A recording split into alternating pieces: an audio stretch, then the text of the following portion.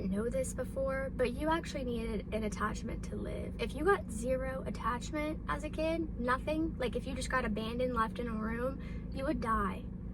Like, you needed attachment to live.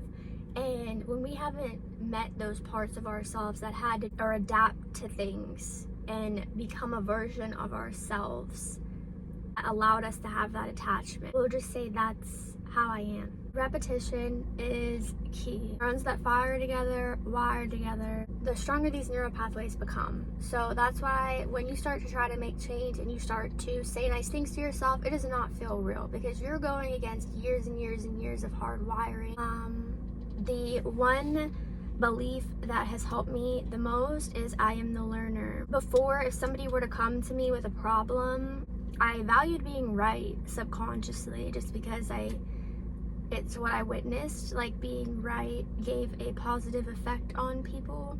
So I subconsciously picked that up and I value being right. So when you value being right, it's very hard to find the right answer, right? Because anytime somebody comes to you with a problem, you don't say, okay, yeah, let's sit down and find a solution. You take it as an attack because your whole identity is being attacked. And this can be for so many things. Like if you value being smart and somebody enters the room that's smarter than you and is trying to teach you, you're going to take that as an attack. You're going to become defensive and you're not going to be able to learn what you might have been able to learn if you were open to being curious.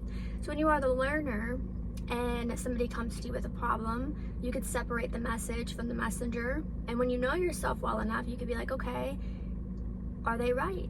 Could I take this on and use this just to become a better me? Or I know myself well enough that that's your own projection, that you are projecting your own fears and your own limiting beliefs onto me, and that has nothing to do with me.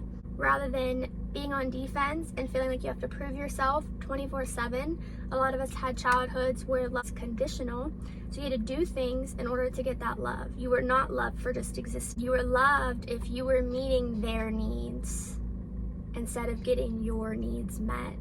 And a lot of us take this to relationships, to where we're so focused on the other person, or we take it the opposite way, right? We become so self-involved that we only care about getting our needs met. And if that other person, which it should never be on another person to meet your needs, if that other person doesn't meet them, we lash out at them like it's their fault, right? Because we don't want to go into the internal world, so we live in the external. So the opposite of attachment is connection, and when you don't believe that you are worthy of connection, you will be very, very irritated when it presents itself with other people or just other people being in your space. It will irritate you because deep down you don't believe you're worthy of connection, and it's very cringy when it presents itself. It is so much easier to be angry, and I know a lot of us witnessed that. We watched a lot of anger in our households as kids. So looking back at your childhood, you could ask yourself some questions like, were my parents a team or were they in competition? Were my parents able to communicate, or was there a lot of passive aggressiveness or the silent treatment? And then ask yourself if you have picked up any of these behaviors yourself, or if you are attracting someone who has these behaviors, because all that's telling you is that you got some unhealed stuff that you just gotta change, right? And a lot of us, it's like absolutely insane how many of us get to adulthood and we are still abiding by these rules that were given to us as kids, right? Like feeling like you have to do something a certain way. Like once you get to be an adult, you get to create your own rule book. You get to decide how you're gonna do things. You get to decide what you're gonna believe in. You know, there's only one belief system for your family generation. Like you could opt out.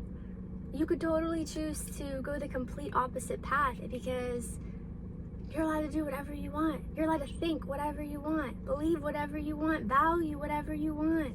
Trauma to the brain is an incomplete story, and our mind works off of stories and narratives. So normally in a normal secure attachment childhood, there's a beginning and then there's an end to that childhood. When all these trauma incidents were so consistent, happening all the time, your mind is like, whoa, wait a minute, like where was the start and where was the finish? And that's why as an adult, you'll keep attracting these same these people that make you feel the same way that you did as a kid, right? Not good enough, not lovable, not worthy, because your brain is trying to end that story. So it's just going to keep repeating until you have a successful end. Or you could tell yourself, like, okay, you could remind yourself that you are safe, that you are now an adult, that the past is no longer with you, right? It's a part of you, but it's no longer you, right? So also looking forward to the future. I think so many of us struggle with that, like being able to have a positive outlook on the future, because if you had a childhood where you tried to have hope, you got proven wrong. And it's so unfortunate.